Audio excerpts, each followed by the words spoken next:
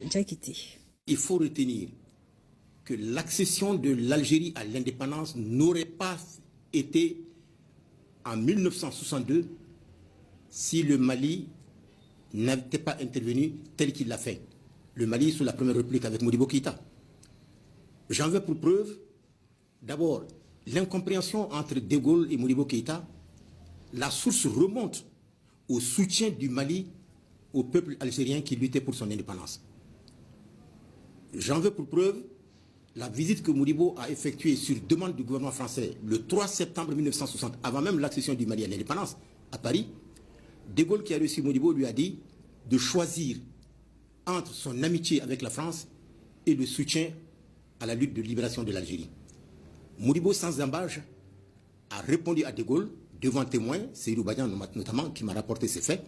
Modibo a répondu que ce n'est pas seulement une question de principe, mais c'est une question de survie pour l'Afrique. Et que aussi longtemps qu'il existera en Afrique un territoire qui n'a pas accédé à l'indépendance, la souveraineté du Mali ne sera pas une souveraineté pleine et entière. Et De Gaulle lui aurait répondu, d'accord, tu as choisi ton camp, on verra. Voilà ce qui s'est passé entre De Gaulle et Modibo, précisément le 3 septembre 1960. Alors ensuite, cela ne s'est jamais démenti, les propos de Modibo. Cela a été accompagné d'actes. Je vais dire par exemple qu'en février 1961, avant l'accession de l'Algérie à l'indépendance, le Mali a reconnu le GPRA, le gouvernement provisoire de la révolution algérienne. Et c'était rare à l'époque que des gens qui osent avoir une telle attitude, comme Modibo l'a fait sous la Première République. Autre apport du Mali à la lutte de libération de l'Algérie, tout le monde le sait, Bouteflika. Il a séjourné à Gao avec la bénédiction du pouvoir malien. Et pendant que Bouteflika était au nord pour coordonner les actions de la lutte armée dans le sud de l'Algérie contre la colonisation française, il a bénéficié de tous les moyens dont le Mali disposait à l'époque pour pouvoir appuyer l'Algérie. Quoi par exemple?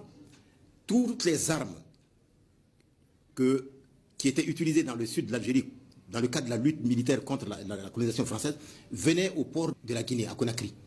Et ils étaient acheminés à Bamako. Et le Mali transportait cela de Bamako jusqu'à Gao pour aider les soldats algériens qui étaient en train de se battre.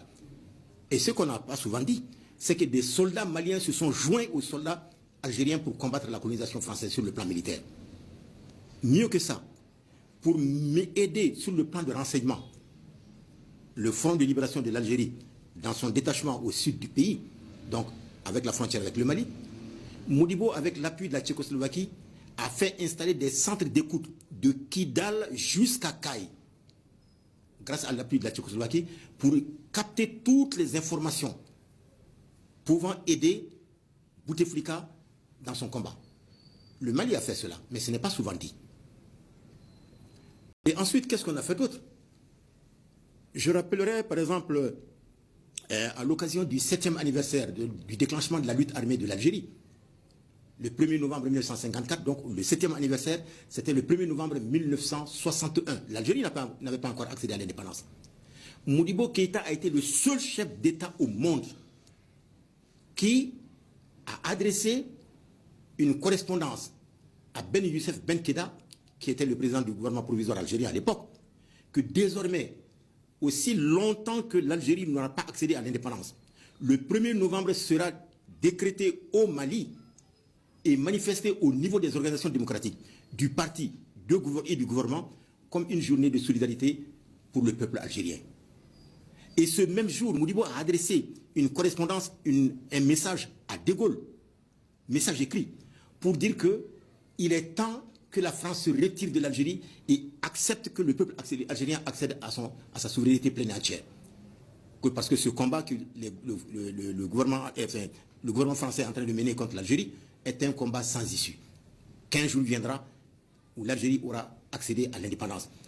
Mais que pour que les rapports ne s'enveniment pas, ne se détériorent pas au moment de l'accession de l'Algérie à l'indépendance, que De Gaulle a tout intérêt aujourd'hui de proclamer l'indépendance, d'accepter que l'Algérie proclame son indépendance.